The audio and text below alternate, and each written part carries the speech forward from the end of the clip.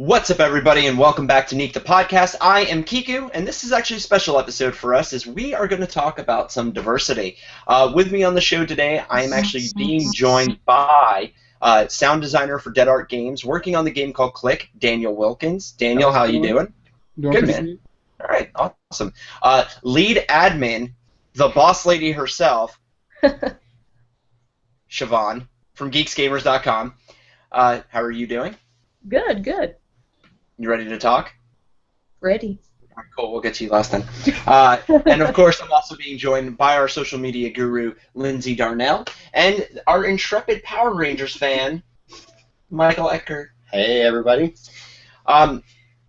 Everybody here has some sort of stake in diversity. I know it's something we've all talked about as people and as friends, and it's also things that we've talked about. Daniel in his video game is talking about it. Siobhan likes to talk about it with the rest of Geeks Gamers. Lindsay actually talks quite a lot about female characters and things like that. And then Michael, I'll let you talk about what you find so interesting in it. Why is there a need for this, for diversity? Why is there a need for diversity to you? We'll start with Daniel. Well, growing up, just watching like different video games and media, you don't really see a lot of like African Americans in video games, and and it's always like the standard Caucasian male trope that you see in a lot of games now. And I feel like we live in an age now where diversity will help people grow, and we need to see a lot more changes, not just for African Americans, but just seeing like women or just different ethnic races in different games and stuff for people to find something to represent them. That's my take on it. Siobhan? Why I feel that there's a need for diversity? Because we don't have nearly enough LGBT in the media, whether if it's movies, TV, comics, games, whatever. And I'm a very, very proud part of that community, very open, and I try to talk about it as much as possible, whether if it's stuff like the petition for Captain America to have a boyfriend or something like that. You know, it's something that needs to be talked about. Okay. Lindsay? We need it to make it more real, that our world is not just Arrow-esque gentlemen befriending us. That's true.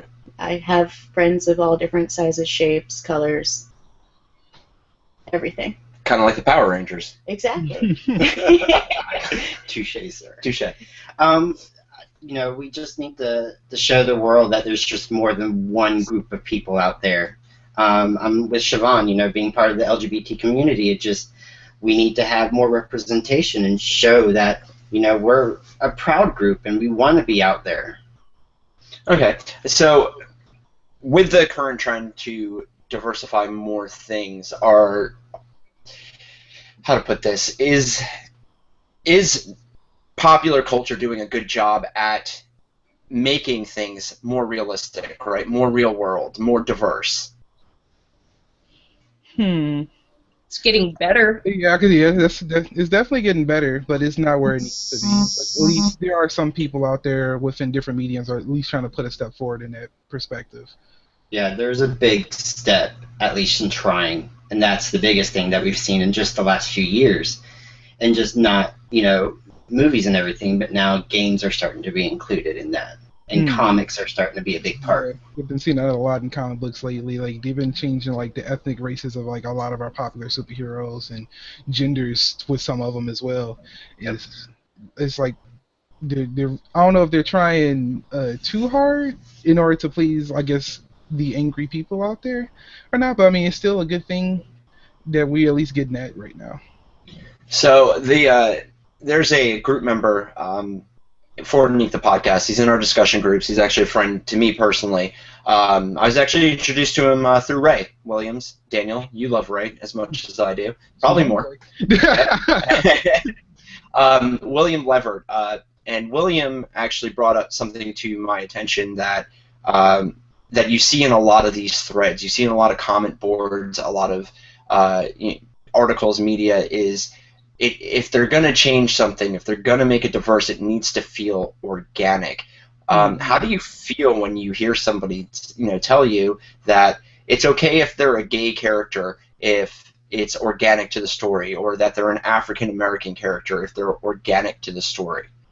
I believe like something forced. Like if you try to force diversity in any type of medium, it feels wrong every time.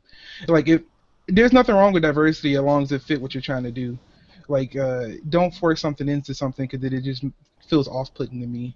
Like But doesn't that perpetuate, though, the stereotype that normal would be heterosexual and white?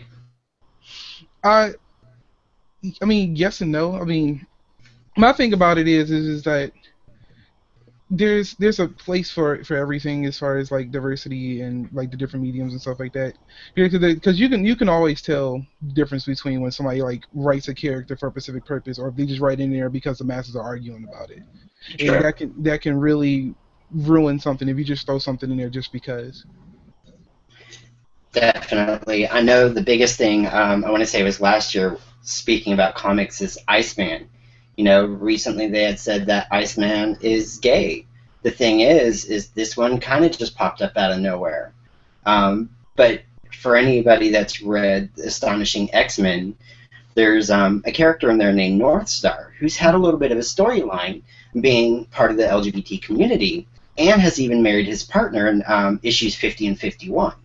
So it was a gradual thing, and there was a storyline. You can't just pop up a character and say, oh, they're all of a sudden gay.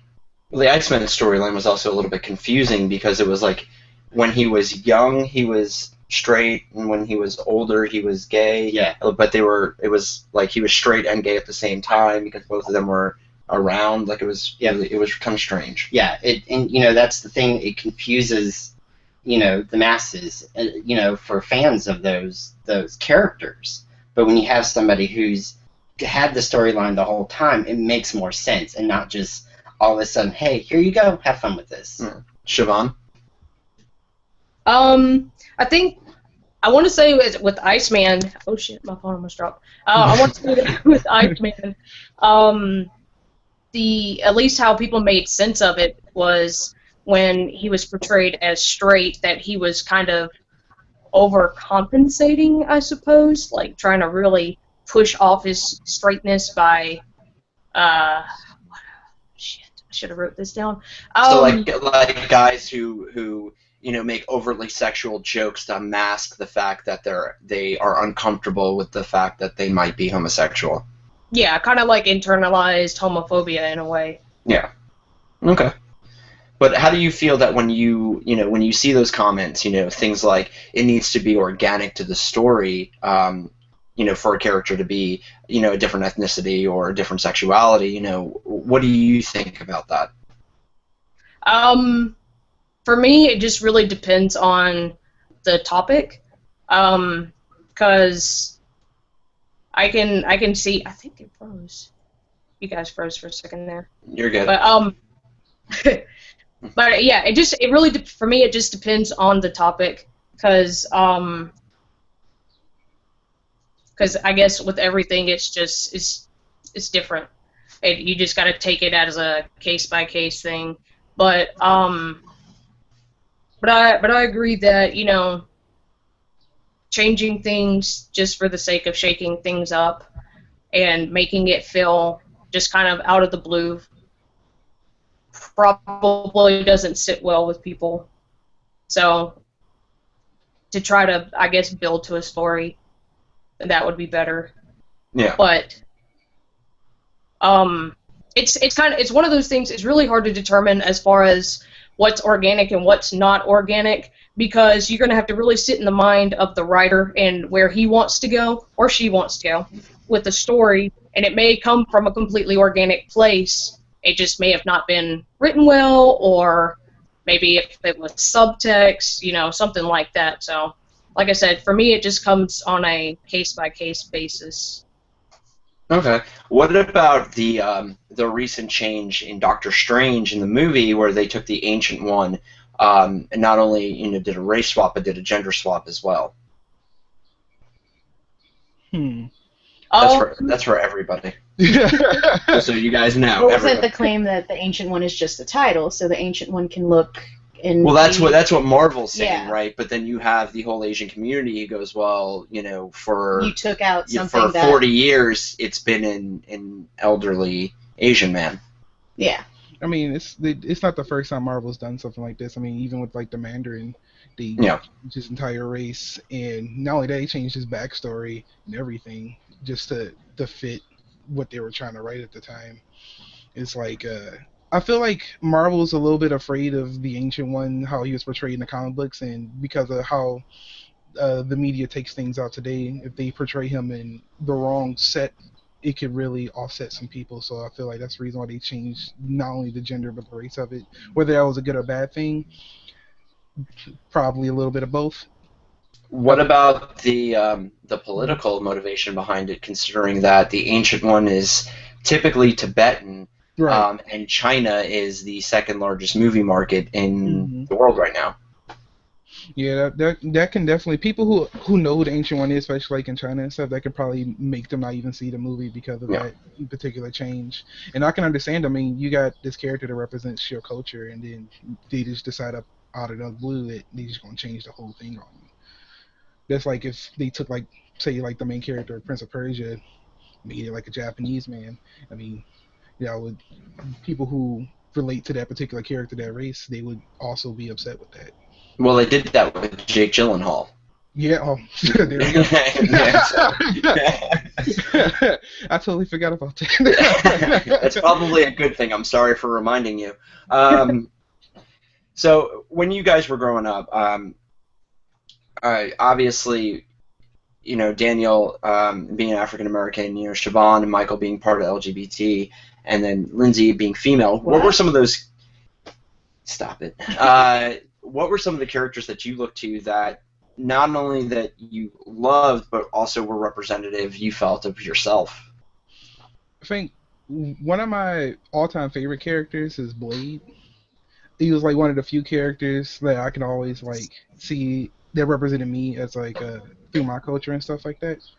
He I mean his upbringing, he lost his his mom and stuff like that, and basically he had to learn how to not only live with himself as an African American, but he also live as a vampire too. So he had to deal with a lot of different issues as far as diversity through some of his issues in his comics and stuff like that. But he was one of the few characters that I always looked up to as far as comics are concerned. Siobhan? It can be anything, too. Sci-fi, fantasy, comic books, TV sitcom. Probably one of the biggest things that I attribute to my life as far as anything goes would probably be Star Trek. I say a lot of the times that that it helped me grow to be a better person, to be more accepting of people, to understand I suppose diversity better. Because it typically taught some really, really good lessons, and it was always showing A lot of tolerance, a lot of acceptance, Yeah. especially And then- the curiosity of other cultures. yeah, and then with the original series,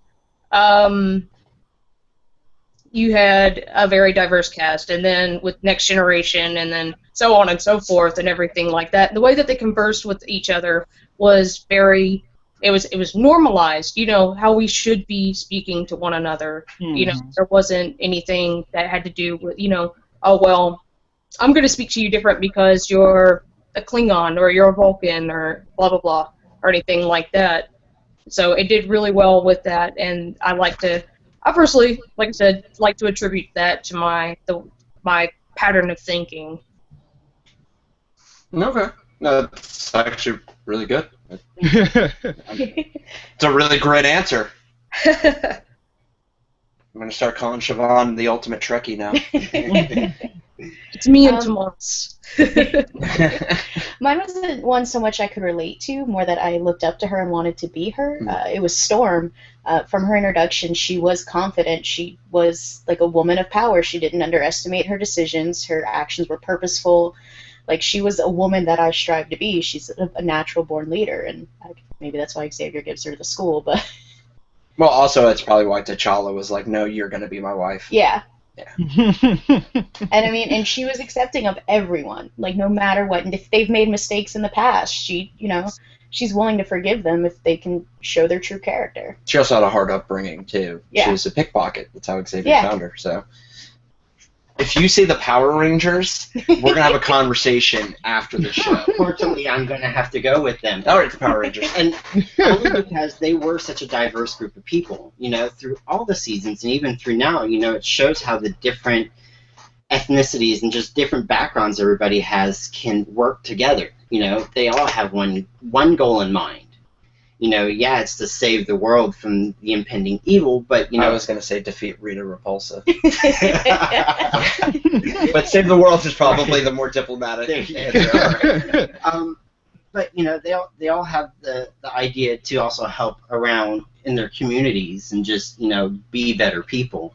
The comics I was related to were X-Men, because everybody there was somehow felt like they were a misfit. They were in the background. They didn't matter and everything. But then they went to this school and they found out that what they have is actually something special, and they can contribute to society itself. Well, the X-Men also were, or still are, one of the greatest examples in comic books of the civil rights movement for all groups that deal with civil rights violations and the demoralizing governments that attack them. Yep. So, what are some of the things that you would point out to someone young in your own specific communities, or in any community for that matter, to make them see the way you see things, right? Like, Daniel said Blade. Like, would you give a Blade comic book to somebody and say, you need to read this, or like modern, more modern characters that are coming out? Like, one of the ones that I like to give to people when they're like, oh, diversity's force-fed, and I'm like, you need to read The Runaways then to see how an actual story with diversity in it works beautifully, for that matter, and whatnot. So, start with Lindsay. I mean, the new introduction of Miss Marvel, Kamala Khan, it's not force-fed. It's never a big thing in there, it seems like, for her to be Muslim, and that's just who she is, and you accept her as who she is. Like, you're not, like, reading it being like, well, I'm just reading it because she's Muslim, and she's a woman, and it makes me feel powerful. Like, it's organic, to use that term. Like, this is just who she is, and it's written well enough that you accept her for who she is. Mikey? I'm gonna have to go with Astonishing X-Men, just because the storyline with North Star kind of proves, there's a little bit of a struggle inside of everybody. We all have to go through some kind of what's the word? Kind of distancing of themselves. If I had something like that when I was younger, I would have felt better about myself. So I think to have that kind of representation is like everybody goes through some kind of problems or unaccepting of themselves, that it helps them. Daniel?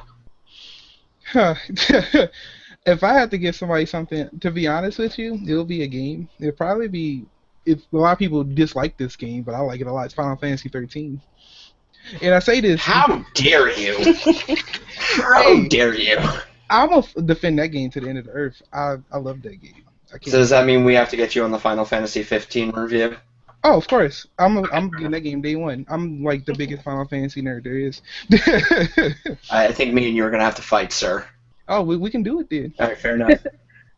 But no, like, Final Fantasy 13 honestly has I like the characters of 13. They represent a lot of different ethnic races in that game pretty well, especially with Saz.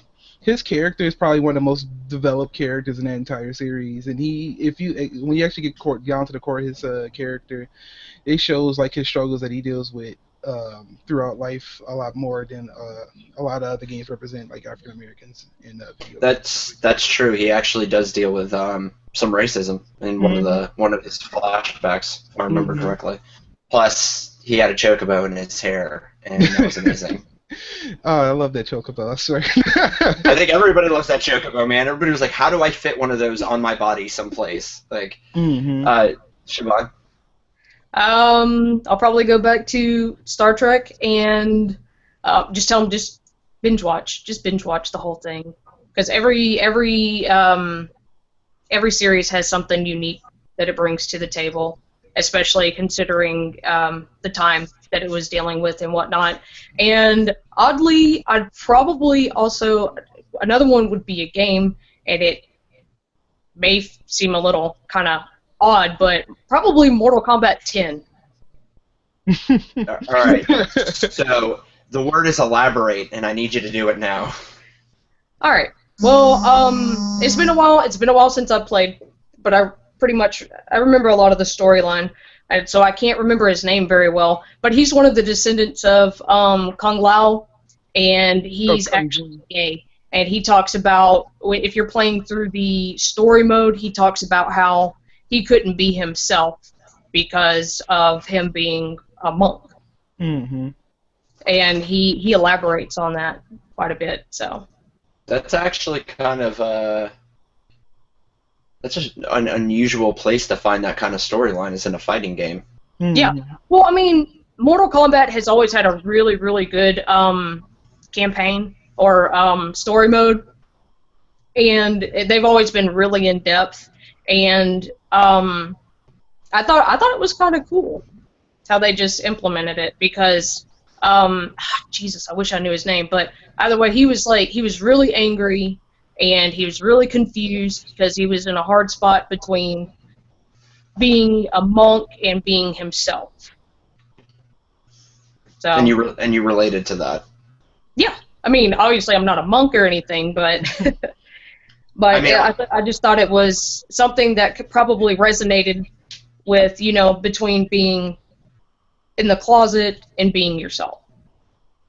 Especially because there's a lot of people out there who don't come out because of fear. Fear and religion, and and just in general backlash and whatnot. So, do you know that in the new Hercules series for Marvel, the comic book series, he has I think it's Theseus is the name of the Oracle of Thebes, and Hercules is asked if it's a man or a woman, and he replies that Theseus was made both man and woman so he could have a greater perspective on the world. Sounds transgender. Yeah. Yeah. I was actually, it's a really good series. It's a really good series, and that part just it struck a chord with me, because I was like, huh, that is a really good way to get that in there. Congratulations, Marvel. You're doing things with yourself. So, Daniel, I want to actually kind of specifically get you to talk about Click, which is the game you and DeAndre, oh my God, you and DeAndre are working on, and I can't believe I'm forgetting his name now. It's Neil. Neil, thank you, Neil Jones. Oh my God, sorry, Neil. Yeah, the creator.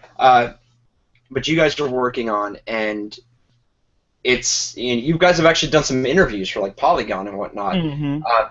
Talk a little bit about what you're trying to do with Click. Click, well, the original concept of Click came through Neil, and he basically wanted to make a game that showed, I guess, African Americans in a way that people don't usually see in video games before. Kind of give them a more real aspect of how we live in the inner city of Detroit and stuff like that. So I got brought along the project a few months after he started coming up with the concept for it, and he wanted me to help him do sound designs and stuff for it. And basically the whole idea was to show, eventually came about to show this girl who's basically playing a game within a game, and when you playing as the girl, you're seeing everything through her perspective, through like how she hears and sees everything in her neighborhood, like through her room. And then when you actually pick up the game itself, it transitions into the game at like a top-down isometric view, kind of view you're playing like a Bastion or something like that. And when you're playing as the character inside the game, he's basically trying to find his way back home. Problem is that he's not trusted in any of the worlds that he goes to, so he has to build bonds with these different characters and NPCs throughout in the different worlds in order to find his way back to his original homeworld. So, what made you guys decide to choose a female as the main conduit into this game world? Because there's not enough females in video games, especially as a main character. And I feel like not only having an African American character, but having a female character will get a lot of attention in video games in general. And just it feels like it's a right fit for what we are trying to do. And just something that's not done a lot, needs to be done more, is making people a lot more diverse out there. Lindsay, does that interest you? It does. There's not a lot of realistic females in video games. They're very, I mean, in the female form is a beautiful thing. So, you know, to overemphasize the parts that everyone likes is great, but it doesn't relate to those female gamers normally. I mean, very few of us have very large breasts, tiny waist, and large rear ends. Yeah. I know I don't. I mean... And our character is just a typical girl. She's like a typical young teenage girl who deals with her own set of problems and basically just want to escape her problems through playing games, like I guess ways that a lot of people who are gamers kind of do. I've done it before, playing video games. I don't want to deal with things. It's like a second reality where you can just kind of not deal with things for a while. Escapism. Yeah. And like one of my main things for the game that I wanted to do was I wanted to create music that represented African American culture a lot. So I wanted to blend hip hop and orchestral into like one thing to kind of make the story that he's creating come to life a lot more. So the bonds that the game character has to form, is that basically a metaphor to how it feels to be, or you guys feel, African Americans? They have to form these extra bonds because people look at them as they're different. Yeah. I mean, it's like basically the way the character is like, I feel like we have to go the extra mile to do things, especially as African Americans. So trying to, like, I guess, earn the respect that we deserve for the things that we work for is it's a big drive for that. Siobhan, is that something that you relate to? Yeah.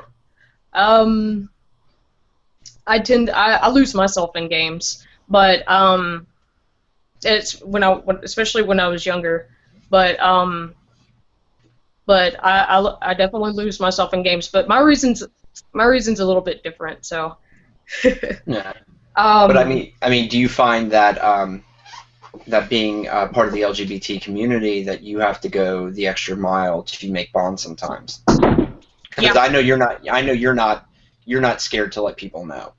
No, I'm not. I haven't been. I came out when I was 15. Very, very, very open about it. But in a sense, especially when conversing with men, they like to ask me a lot of, I guess, overly sexual questions pertaining to women and whatnot. And so, for a long time, probably, well, in my early 20s, that's how I started bonding with other men, as far as based on my sexuality and whatnot. And I've, in a way, kind of pushed off. Like, okay, when I first came out, I was very rainbowed out. I mean, and I mean, wearing rainbow bracelets, necklaces. I have a few rainbow stuff now, but just being very, very, I guess, in a way, can be viewed as obnoxiously out. And I've kind of put that to the side, and I've conversed with people, more so talking about, I guess, misconceptions and whatnot, but bonding, it's It's hard. I will say that. But it kind of seems like that any community that's asking for representation now and diversity and whatnot seems to feel that they have to go this extra step, right? Or they have to, in your case, focus on one aspect that doesn't really even make you who you are, a fraction of it, right? yeah, because I don't want to be thought of as just my sexuality, because there's more to me than just that. It's just I'm a geek who likes games, and I like comics, and I like Star talking Trek, about obviously. Star Trek and all this other stuff, and just me liking women just happens to be a small portion of my personality and just of overall of me and my characteristics and whatnot. Well, And if it makes you feel better, I like women too, so I understand. it's fun. Mhm. So, with that, I know everybody here tries to, or not really tries to, but is very representative of, Lindsay's representative of women. Me and her have had many conversations about how awesome Carol Danvers is. Oh, many. Many. Daniel, I actually hope to get into more conversations with you about how you're not the biggest Final Fantasy fan out there. No, but I mean, you're making a game to show people the strife that you go through. I know Siobhan, me and her have had many conversations with people that had less than savory ideas in Geeks Gamers. And Michael, you and I have had many conversations about some of the hardships you've gone through and whatnot. What is one piece of advice you would give to someone representative of your quote-unquote group that is a nerd, that is a geek, that might lift their spirits? I would honestly tell them, don't be afraid to be a nerd or a geek. Always represent yourself to the fullest. It's like me growing up, I've never been afraid to show people my nerdism. And I feel like people who hide it, they hide it for no reason, because it's one of the coolest things to be, no matter whether you're African American, whether you're female, whether you're Mexican or whatever. Just be yourself and be true to that, and it will get you along a lot of ways in life. Michael? I'd say, just be yourself. Don't be afraid to show your colors. Be happy for who you are, and just don't let anybody bring you down. I would steal your words and say, you do you. You do you. You do you, boo.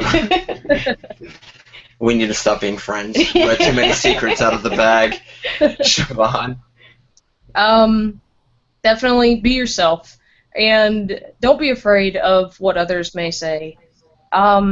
Just always make sure that you surround yourself with people who are gonna support you and uplift you, and just make you better.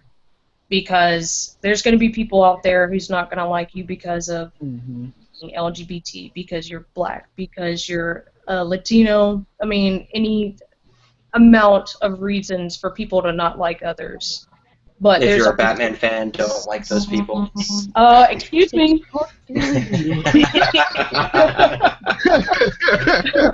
But there's always going to be a community out there that is going to support you, and whether if it's online, whether if it's in real life, there's going to be someone or people that you can connect to that's going to be able to uplift you, and those are the people that you want to seek out. So here's my one of my last questions for you guys, and I want you to think about it. Do you think that geek culture is at the forefront of smashing, all the old ways, right? All the Great White Hope stuff, all the, they can't be a real hero if they're not heterosexual. Because it seems like even from when comics started, or, even sci-fi television and whatnot, they have always been smashing stereotypes. Do you think that geek culture is at the forefront of that? Yes. Yes, 100%. Yes. Like, Yeah. It's It's crazy. because it is such the main culture right now, and it doesn't matter if you are part of it. It's Mhm. just what it is with all the, the comic movies and, all the shows that are comic book related and everything now. They have such a voice in the world that they could push and make such a big difference for everyone. Hey, we created Wonder Woman, man. That's what I tell people. I think it also comes from geekdom's roots being the underground, being, we were at this place that it wasn't cool to be a geek, so it didn't matter what we said or thought, so we were all inclusive. Yeah. Because, we're the underdogs, so, the other underdogs can come hang out with us. We love you too. Yep. Siobhan? Yeah, I definitely agree. We're at the forefront of it. I mean, we have the X-Men, we have Captain America, Wonder Woman, Superman. I mean, we have all these iconic characters in groups in Star Trek, of course, and we just as a whole, we're trying to do as much as possible, and we're doing so well with being able to just break down these boundaries and trying to, whether if it's right in your face, or if it's subliminally, or if it's just the subtext, whatever it may be, it's getting the message out there, and it's really starting to resonate with people. It's just trying to get the people within the geek community to start having those boundaries break down for them, because I know that there's still this divide amongst people in the geek community, to where they're kind of they're very accepting to all this stuff and these changes and whatnot, but there's also the small portion that are still trying to push back. So I think where we're going right now is we can really only go uphill from here. Yeah. So my last question to all of you guys: with the way things are right now, is there hope for the future? 100%. Yes. There's always hope, and hope it's just like you said before, like geek culture is just growing, and with all these movies and stuff, like movies and comic books and games, anime, everything, and it's just getting higher and higher. It's higher than it's ever been, and with that, like the medium is definitely going to change for the better, whether people want it to or not. I mean, it is amazing what we get to see nowadays. I never thought 15 years ago we will see where it's at now. Like people I went to a Myers and seen like just Captain America next to Attack on Titan and stuff like that. It's just like, this is weird. Like like going to a grocery store and you seeing like the stuff that you like just in the same aisles, like some of the most coolest things ever. Do you know what I thought I would never see in my lifetime, Daniel? What? Heroes for hire on television. Oh man. And it's gonna happen. Yes. And I'm so excited, because people would be like, why do you like Luke Cage and Iron Fist? And I'm like, why don't you like Luke Cage and Iron Fist? They're This the doesn't best. not Like make I've sense been to me. like so stoked like how they've been portraying these characters with the Netflix series, and we're gonna in the next year or two we're gonna see like one of the most amazing things ever. It's gonna be Yes. cool. All right. Well, guys, I really appreciate you talking to me about this.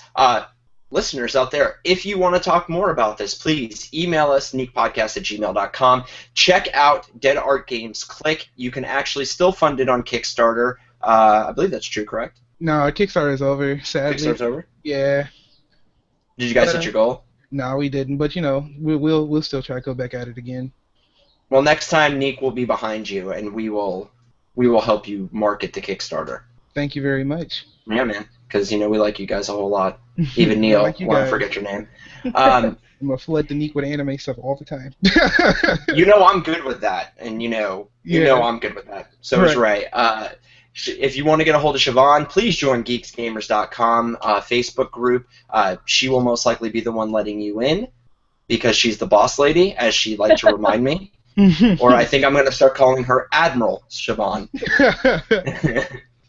which would work with her Star Trekism. If you want to get a hold of Michael, Power Rangers, wherever you want to go. Everybody. Him and his husband will be there. First in line. Or if you go to Puerto Rico and the only autograph from the only Power Ranger he doesn't have, he will call you and make you go get it for him. And of course, Lindsay Darnell, our social media guru. hit her up. She's on our Twitter. She's on our Tumblr. She's on our Instagram. She's in my house a lot, so if you know where I live, you can ring the doorbell. She's probably here. And, of course, me, Kiku, you guys know where to get at me. Listen to More Neek the podcast. We're on iTunes, SoundCloud, Stitcher, YouTube, wherever you're watching this, listening. Please keep supporting us. We really do appreciate it. And if you want to keep the conversation going, join our Facebook discussion page. And with that, guys, as always, keep it diverse and keep it nerdy.